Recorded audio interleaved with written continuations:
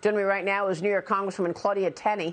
She is a member of the Foreign Affairs and Small Business Committees. Congresswoman, it's great to see you this morning. Thanks very much for being here.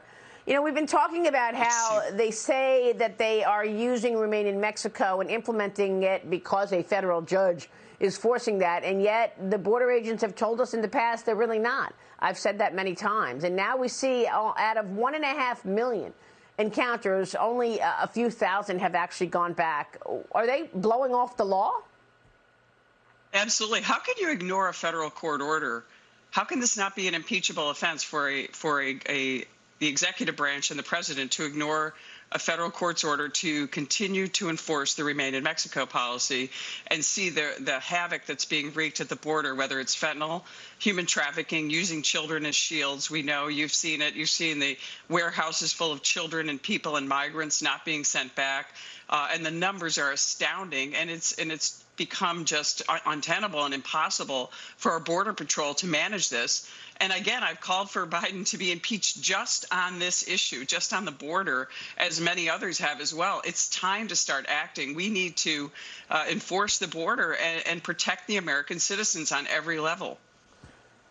Well, you're seeing people from the lists of terrorists come in the border. You're seeing Chinese citizens pay up to $50,000 to get in. You're seeing massive amounts of drugs coming in. I mean, it certainly feels like a dereliction of duty not to even acknowledge any of this. I don't understand why they think that this isn't important. The American people, while we're suffering with inflation and the high cost of gas, we're also dealing with a crime wave, and we're seeing people from all over the world now coming across the border. This is, I think they've registered over 160 countries. This is not a Northern Triangle type of situation where people are coming just to come to this country because they're, which is natural. Migration flows where there's more prosperity. But that's why the Remain in Mexico policy was so successful.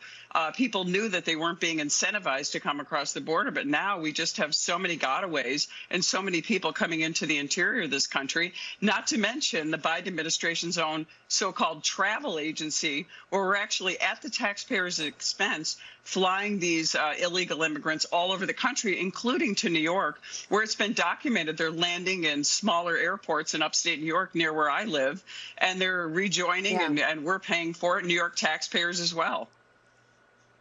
Well, there's a lot of lawlessness in every corner. I mean, a new report shows pro-life centers and churches have been targeted with violence at least 40 times since the leaked Supreme Court draft opinion showing the court could roll back Roe v. Wade. Protesters are marching outside of justices' homes. Congresswoman, isn't this illegal? The Supreme Court is set to release another round of opinions today. It could include the abortion case.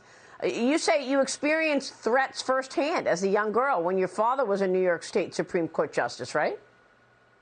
Right. Actually, people used to call a lot of domestic relations issues. If you talk to anyone in the judicial or legal world, that domestic relations tend to be where they are. I've had litigants call me when I was home accidentally. I just answered the phone and said, "You'll never see your father again." And, people are at their highest peak of emotion, and they're difficult cases. But this abortion case is almost being egged on because Merrick Garland, our Attorney General, refuses to really do an investigation. When you cite the number of crisis pregnancy centers, including one in Amherst, New York, which is just outside Buffalo, near my district, where these people that were doing the good work of trying to help women in crisis to keep their children and to help them take care of them post-pregnancy, they're having to be relocated to safer zones because they can't be in these crisis pregnancy centers that were firebombed by activists, and also leaving different kinds of threatening messages, graffitied onto the building,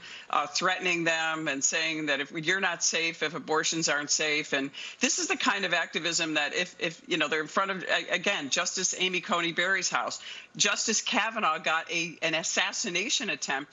And there is a law, 18 U.S.C. 1507, which prohibits the specific parading or picketing or protesting in front of a justice's home. You can protest in front of the Supreme Court. You can go anywhere, just like Chuck Schumer did, threatening language, insurrectionary language, some might say, in front of the Supreme Court, threatening Kavanaugh, threatening Gorsuch. So this is where we need to protect justices. And it's shocking, actually, that a number of Democrats didn't even vote for this bill when we waited for it to come through and the Senate unanimously passed it. Yeah, I don't know how you explain that one, really, why you wouldn't want to vote for that. Congressman, thanks very much for being here this morning. We'll keep watching all of that. Congressman Claudia Tenney.